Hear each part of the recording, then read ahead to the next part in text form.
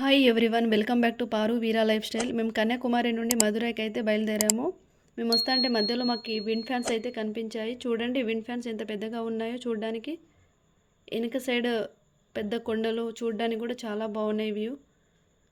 మేము మధురైలో 1 night stay చేసేసి early మార్నింగే మేము మధురై మీనాక్షి టెంపుల్కి దర్శనానికి అయితే బయలుదేరాము. చూడండి మధురై మీనాక్షి టెంపుల్ ఎంత బాగుందో. ఎర్లీ మార్నింగ్ 5 o'clockకి ఓపెన్ అవుతుంది టెంపుల్. మేము 5:30కి అలా బయలుదేరాము. మధుర మీనాక్షి భారతీయ వాస్తుశిల్పం కళ యొక్క గొప్పతనానికి సజీవ సాక్ష్యం అంటున్నారు. ఎత్తైన గోపురాలు 4 ఉంటాయి. ఈ ఆలయానికి 4 ప్రవేశ ద్వారాలు ఉన్నాయంట.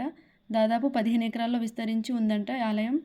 గోపురాలు వివిధ పురాణ కథలు పాత్రలను వర్ణించే క్లిష్టమైన శిల్పాలతో అలంకరించబడి ఉందంట. మేము దర్శనం చేసుకొని ఈ విధంగా ఒక పిక్ తీసుకున్నాము. నెక్స్ట్ డే మార్నింగ్ మేము లేపాక్షికి బయలుదేరాము. లేపాక్షి వచ్చేసి అనంతపురం డిస్టిక్లో ఉంది. చూడండి మేము లేపాక్షికి అయితే వచ్చేసాము. ఇది వచ్చేసి వీరభద్రస్వామి టెంపుల్. మేము దర్శనానికి వచ్చాము. ఇది వచ్చేసి గుడి బయట సైడ్. చూడండి గార్డెన్ అయితే చాలా బాగుంది. లోపలికి వెళ్తున్నాము మేము దర్శనానికి. గుడి మొత్తం రాతితోనే కట్టబడి ఉంది. ఇది లోపల సైడ్ చూడండి చాలా బాగుంది. రాతి మీద విగ్రహాలను చాలా బాగా చెక్కారు.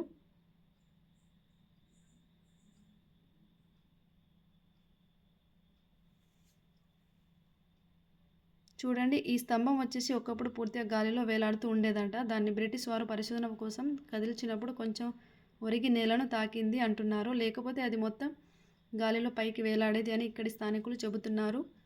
చూడండి ఈ స్తంభాల మీద విగ్రహాలను ఎంత బాగా చెక్కారో.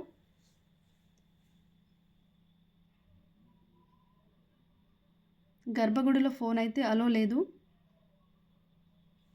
మేము దర్శనం చేసేసుకొని మేము గర్భగుడి నుండి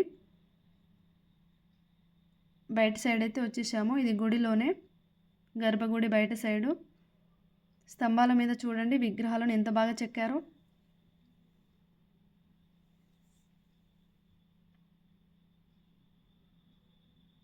ఈ విగ్రహం అయితే చాలా బాగుంటుంది చూడండి. శివలింగం మీద 7 తలల పాము పడగెత్తినట్టు ఎంత బాగుందో.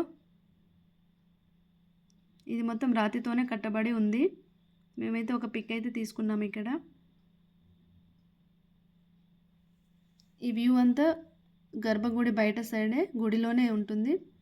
ఇది వచ్చేసి కళ్యాణ మండపం సగంలోనే ఆగిపోయిందంట.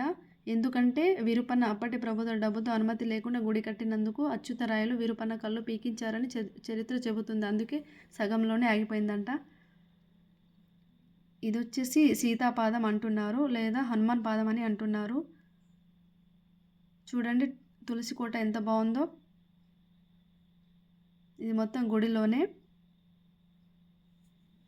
ఇది వచ్చేసి కళ్యాణ మండపం. మరో కథనం ప్రకారం అయితే అచ్యుతరాయలు శిక్ష వేయడానికి ముందే విరుపన్న తన కళ్ళు పీకి ఈ గుడి గోడకు విసి కొట్టారంట. ఈ గుడి గోడకి కొట్టారంట. ఇక్కడ కనిపిస్తుంది కదా అదే. చూడండి మా బుడ్డోళ్ళు ఇద్దరు బొజ్జ గణేశని మొక్కుతున్నారు. చూడండి విగ్రహాలను ఎంత బాగా చెక్కారో.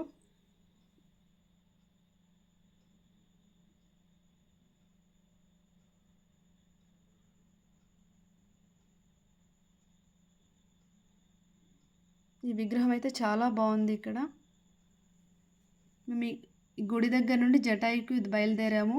జటాయుకు వెళ్ళడానికి మాకు 10 minutes అలా పడుతుంది టైం. ఎందుకంటే 4 kilometers ఇక్కడ నుండి. జటాయు అనేది హిందూ ఇతిహాసం రామాయణాల ప్రకారం రామాయణంలో ప్రస్తావించబడిందంట.